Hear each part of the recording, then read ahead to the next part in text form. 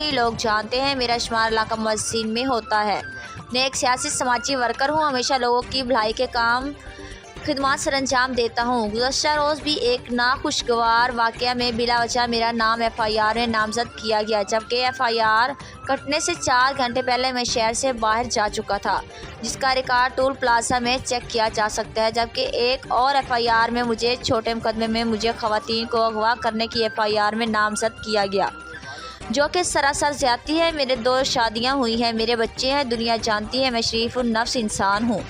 Police ना जाने क्यों बासर लोगों के कहने पर मुझे बार बार FIR में नामज़द कर रही है। मैं तमाम कानूनी नाफिज करने वाले अदारों बिलखसूस IG सिंध से अपील करता हूँ कि मेरे मुकदमात की शफाफ इंक्वायरी कराई जाए और तमाम CDR समेत रिकॉर्ड तलब किया जाए। अगर मैं किसी भी गैर अखलाकी अमल मुलव्वस हुआ तो जो चोर की सज़ा वो मेरी सज़ा होगी। उम्मीद के अरबाब इख्तियार मुझे इंसाफ के